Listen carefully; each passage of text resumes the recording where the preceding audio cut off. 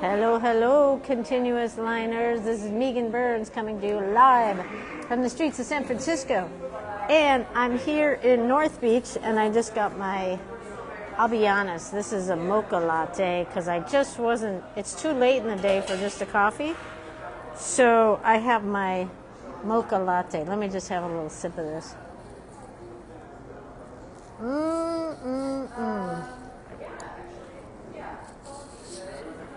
Yum. Okay, so I'm here in North Beach. I'm at Cafe Greco. Usually it's like so crowded in here you can't even get in here, but I think it's midweek, so we're just going to take a little tour. They have great. There's the Sun King. Louis. I'm surprised they have French posters in here because I would think it would be all Italian. And look at that man is reading a magazine. He's actually reading The Economist. We just talked about that. Nobody reads print anymore. And then there's the outdoor cafe, Columbus Avenue. The place where I'm doing my workshop next week is right there. There's Locale. Right now, that's where I'll be next Tuesday giving my workshop. The reason why I'm in North Beach today is because I'm hunting around for a workshop space because I have people who want to take my workshop and I need to find another space because I'm all filled up at the other location. So anyways, let me try to get this together here because, okay, let's get back to the business here of continuous line coffee cups, right? Coffee cups. Last night, in the wee hours of the night, I spent about 2 hours looking at everyone's coffee cups we're January 12th. January 13th, right? And so I've been kind of focused on my workshop, but last night when I collapsed into bed, I said, I need to look and see how everyone's doing. And oh my goodness, I am so impressed and just delighted to see the progress that everyone is making. Not even progress, just the whole evolution of coffee cups and the stories that people are telling around it. Like there's all different styles, watercolor, ink only, charcoal, printmaking. We got Ugo over there in Guanajuato doing some printmaking stuff. And really, I'm just, some are just focusing on the same cup. Some are doing different cups. I'm kind of doing a San Francisco urban sketching thing. Yesterday I was at the Ferry Building, which is where I had my workshop, and today I'm in North Beach, not having a coffee, but having a mocha because it's too late in the day.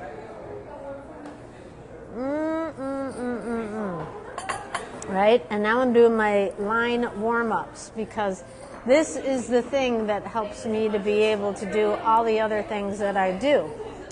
Right? And so I know I sound like a broken record many times with my continuous line warm-ups, but having just been through that workshop yesterday where there were 20 people who I all got rolling with the continuous line, I saw at the end of that workshop every single one of those people, and a lot of them were new to drawing, every single person drew the Ferry Building, drew the San Francisco skyline and the Ferry Building, right? Like that's in the arches, the Romanesque style arches, right?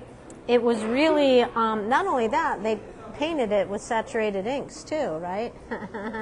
So it was really, I designed the workshop, so I know what's coming, but even I am always just so delighted to see that, how quickly people can draw things when they get warmed up with a continuous line, because whether it's metaphorically, whether it's physically, whether it's metaphysically, whether it's spiritually or whatever it is, there is something about doing the act of doing the continuous line that pushes people through their fear of because there were people who were there yesterday who were like, yeah, no, I don't draw buildings, I don't draw boats, right? I don't draw.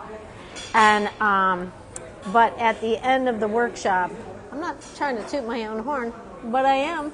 At the end of the workshop, I could just see everyone was quite pleased with what they've done. Yeah, there's always the thing, like even me, like, oh, I wish I would have done that. I wish I hadn't done that, and I should do that. Yeah. That chatter goes on and on and on and on and on and on and on and on and on and on and on and on and on and on. But honestly, we don't care about that chatter, do we? We've got things to do. We've got things to draw. We've got places to go. I'm still on the search for a workshop space. You know, San Francisco, it's such a, first of all, it's an amazing city, but it's everything's kind of crowded in because you can't expand here. You're at the tip of a bay, and so there's not a lot of space, especially when you're talking about North Beach and downtown. There's not a lot of extra elbow room. And because of the weather, you never really know if you can be outside or not. I mean, I would love to be outside. I just went to the Trans-American building, and they have a beautiful park. But even if it's just slightly windy or cold, or even if it's not, it's still windy, right? No matter what, especially when you're downtown, because it's very close to the water.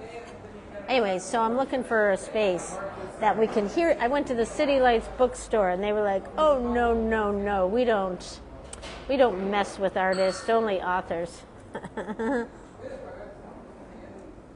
No. We have no time for artists. We only deal with authors. And I'm like, "But I'll be drawing books." "Oh no, we don't care." We don't have time for artists. So today is only, let's just say Tuesday, but it's actually Monday, isn't it? And you see that I'm drawing? I mean, if you're not in the habit of drawing, if you ever see me doing the live stream, grab yourself a ballpoint pen and some copy paper and jump in there, because 9 times out of 10 you have forgotten to do the continuous line warm-up unless you are paying me to be in one of my classes, because it's funny how that works. If you're paying for something, you kind of remember to do it. If you're just a part of something for free, you don't remember. That's why I'm not giving away any of my classes for free anymore, including my ChatGPT and my any of my drawing classes. I'm not giving away for free because that's the last I hear from people. Like, I mean, I'm not saying, oh, you got to come back and say thank you, but I don't even hear a thank you oftentimes. Like when you give something for free to people, that's the last you hear of them, right? So I no longer am giving away free things. And I wonder, have I done that? Have I done that when I've gotten free things? Have I just like disappeared? Maybe. You know why? Because like once you get something, you're kind of like, okay, I got it now. That's it. I don't have to like work for it because I got it. I'm not trying to call anyone out at all. It's just it's a phenomenon, right? Like when you're hosting classes, it's even if you want to give them, if you want to do a class for free, you shouldn't, because when people say they're going to come when it's free, they forget about it. They don't. Because they haven't paid anything, so they're not investing, right? So I'm not going to do any more free classes or give away any of my classes, because it's the way to get rid of people. Unless I want to get rid of someone, then I will give them a free class. So if you get anything free from me, it's because I want to get rid of you. And honestly, I don't know anyone who I wanted to get rid of, I have gotten rid of, right? Because there's been a few like troublemakers, right? And I try to move the troublemakers out because we don't have time for troublemakers, right? So really, I'm sort of half joking that if I give you something, that means I'm trying to get rid of you, because I'm not trying to get rid of anyone. What am I saying? What am I talking about? I'm talking about, what am I talking about? How did I get on this subject? Oh, yeah. And so maybe I too kind of have to look at how I interact, right? Like we're going around town looking for space to draw.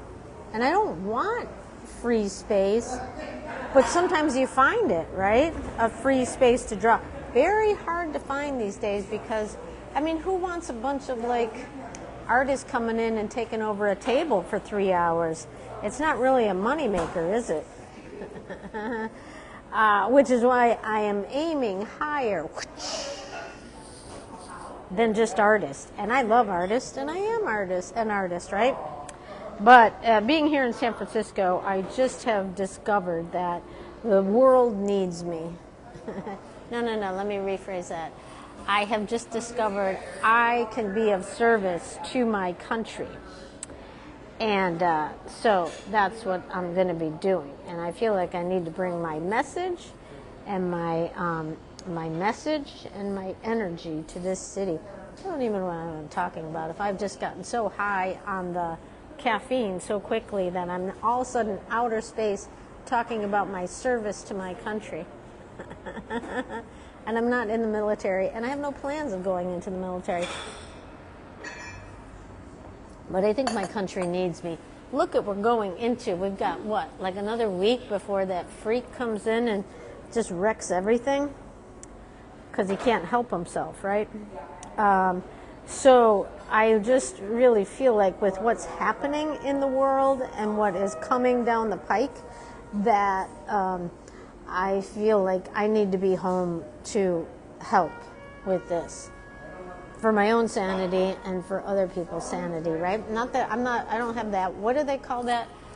White women's savior complex, where we feel like we can just go in and, like you see that in Mexico, where you see women move down there and they're going to rescue all the dogs, and they're going to save all the dogs, and they're going to save all the children, and they're going to save all the orphans. It's a noble cause for sure. It's very well intentioned, right? But it's a lot of martyrdom too, right? Like me, I'm going to save the world.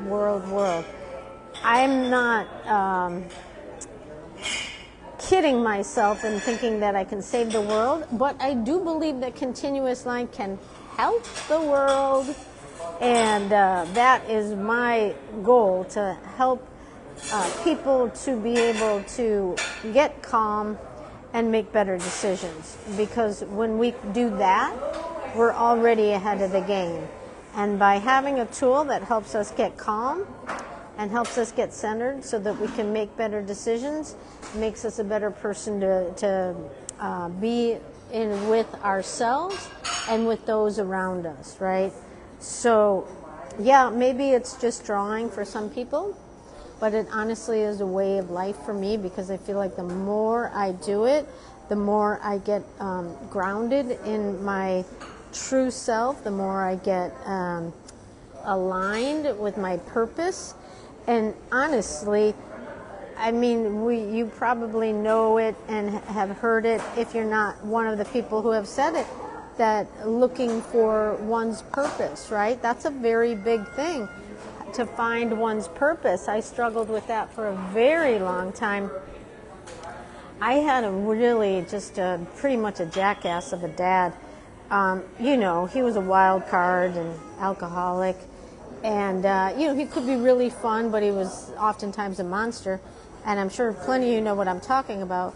But all that aside, the guy absolutely loved what he did for a living.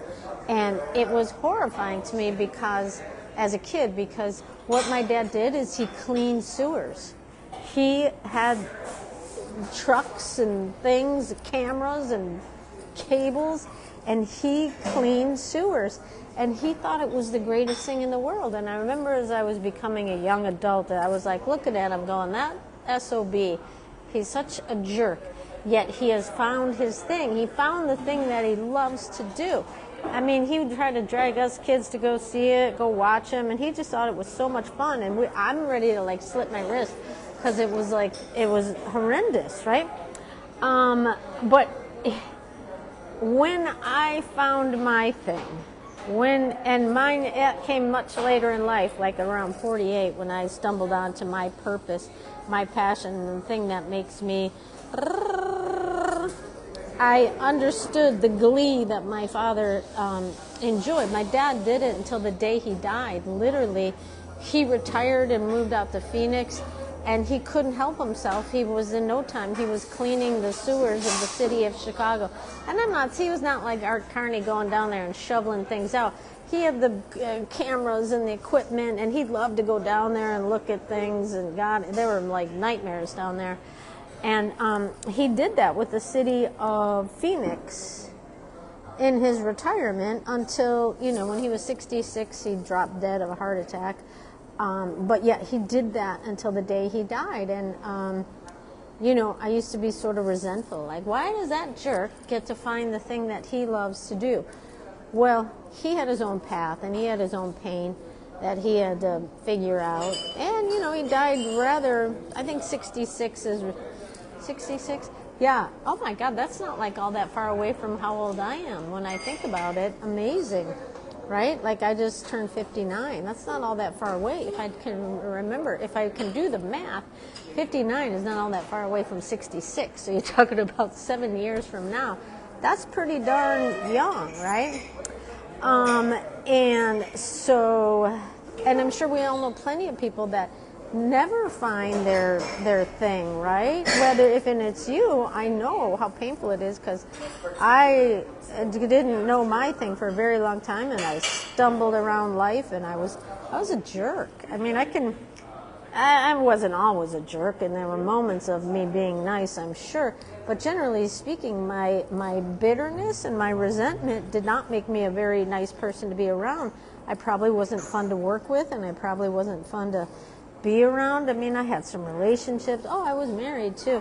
But in all those, I didn't really have a purpose, and I didn't know what I was doing, and so it made for uncomfortable times, right? So it was really when my mom passed, when I was 48, that's when I got hit with it, right? All of a sudden, I got on my right path, because I remember there was a distinct feeling of being like, I went from going, there's so many things wrong with me, there's so many things wrong with me.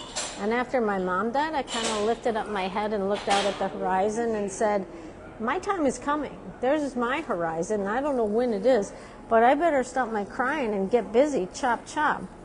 And I started drawing that day, and I have not stopped, right? So if you haven't found your purpose, I'm sorry, because I know it's a painful thing. And, if you're happy just doing the thing you're doing, bravo. Or if you found the thing that makes your heart sing, big bravo, right? So anyways, how did I get on that? As we're moving into this whole new era of what the hell, I think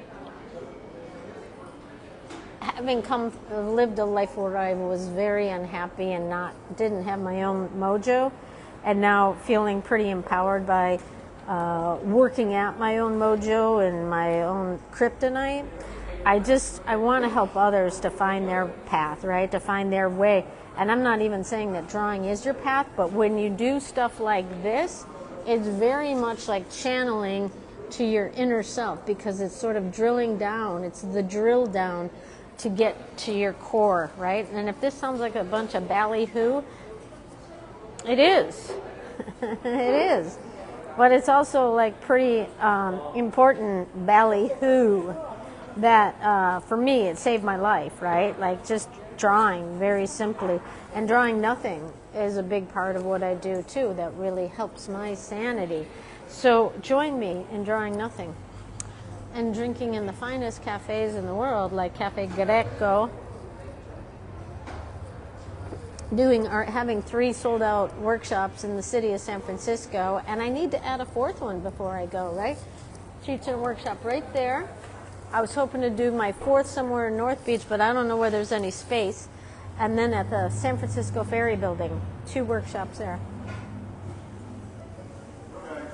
When I get off this call here, I'm going to draw my coffee sketch, because that's another thing too. A daily drawing dedication is really a great way to keep focus on simple yet extraordinary things, right? Oh, well, big deal. It's just a coffee cup. Yeah, I know, big deal. But to have a daily practice and something that just kind of like, oh, okay, today I've got this, this, and this to do, plus I'm going to take 10 minutes and draw a coffee cup. because it's fun, and then I get to see, I'll take 10 minutes to see what people around the world are doing, right? I know there's other drawing challenges out there, and if you're doing that, bravo. But I do like my little annual coffee cup thing. And actually, I'm going to do a coffee cup right now. Right here, in continuous line with my spoon. And here at Cafe Greco in North Beach in San Francisco, California. Such a cool city, such a cool state. If you're a California hater, I don't even want to know you. There's a lot of California haters right now, isn't there?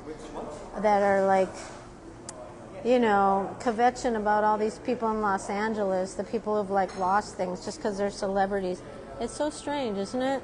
Like there's this, I even just saw for a second on one of the Fox News, they're all sort of celebrating all the celebrities that have lost their homes. Can you imagine being that full of hate, that full of misguided junk, that you're celebrating somebody losing their home, their lives, their everything? Like, how messed up do you have to be celebrating that just because in your eyes they have achieved something in life that you have not been able to? And anyways, don't get me started on all that. So I got Finish Big with a Heart, Finish Big with a latte, continuous line latte. What is today? It's Monday, so it's the January, we're almost midway through this drawing challenge. Don't give up. This is when people fall out. Well, actually, people start falling out in the first week. And if you fall out, that's okay. You can fall back in. But really, to get through a 31-day drawing challenge can really be a game changer. So stick with it. Just, you know, mindfulness, right? Just like when your creativity and your mindfulness come together, and it makes you feel better, and you create pretty things in the world as opposed to creating more hate and division like so many people are set on doing, creating more hate, creating more division. Whatever you can do to create more love, create more calm, to create more love, to be in alignment with yourself and your heart and your mind and your person and your community and your country and your state, then your country, then the world, then the universe, then the Galactic Federation, or whatever else comes after. Oh my God, am I high? Did I smoke something on the way over here? No, I didn't. I'm having a really nice time here in San Francisco because I'm enjoying I'm feeling very well received, and like I never have in Mexico, right? I feel like people are hearing me and seeing me and understanding what I do. And it feels really, really, I feel like I'm in the groove here. And so that's a good feeling. I got nothing but love and gratitude for my experience here, the people that helped me to get here, the people that have helped me to get where I am today, because I didn't do it by myself. I had love and support from my friends who are my family, right? My friends who helped me get here, my friends who helped me have a place to stay here, my friends who like, come, let's go have dinner, right? So I feel like I'm a part of this city. All that stuff, that's super important. I'm going to go, you know, hike a mountain tomorrow morning, and just to be out in nature, and that feels super good, to like work hard, but then be able to take time to go climb a mountain, right? Anyways, okay, everyone, keep going with your coffee sketches. Thanks for being a part of the community. And I will keep look forward to seeing your coffee cups in the Coffee Sketch 2025. Hang in there. I'll see you next time. Okay, bye.